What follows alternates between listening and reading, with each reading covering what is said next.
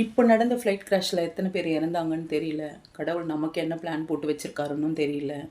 Especially அந்த doctor ஃபேமிலியை நினச்சா தான் எனக்கு ரொம்ப கஷ்டமாக இருக்குது. ஆக்சிடெண்ட் ஆகிறதுக்கு ஒரு ஃபியூ செகண்ட் முன்னாடி தான் வந்து அவங்க ஒரு செல்ஃபி எடுத்து அவ்வளோ ஒரு ஹாப்பியாக அவங்க ஃபேமிலி மெம்பர்ஸ்க்கு எல்லாருக்கும் ஷேர் பண்ணி அவங்க என்ஜாய் பண்ணியிருக்காங்க. நெக்ஸ்ட் செகண்டே வந்து நம்ம இல்லை அப்படின்னு நினைக்கும்போது அவங்களுக்கு எப்படி இருந்திருக்கும் அந்த சுச்சுவேஷனில் நினைக்கும் போதே வந்து ரொம்ப கஷ்டமாக இருக்குது. அவங்க தாத்தா சொல்லியிருந்தார், ஒரு 6 மந்த்தாகவே அந்த குழந்தைங்க அவங்க டேடி கூட இருக்க போகிறோன்னு சொல்லிட்டு அவங்க அந்த பேகை வந்து கட்டி பிடிச்சிட்டே தூங்கிட்டு இருந்தாங்கன்னு அப்படி சொல்லியிருந்தாங்க. ஸோ அதெல்லாம் கேட்கும்போது மனசு ரொம்ப வலிக்குது நமக்கு.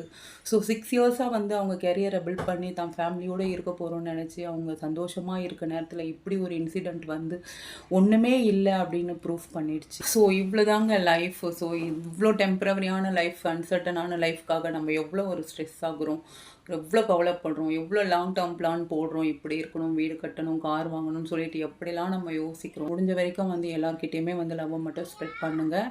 யாரையும் வந்து ஹர்ட் பண்ணாதீங்க. ரொம்ப வருத்தமாக தான் வந்து இந்த பதிவை நான் வந்து பதிவு பண்ணுறேன்.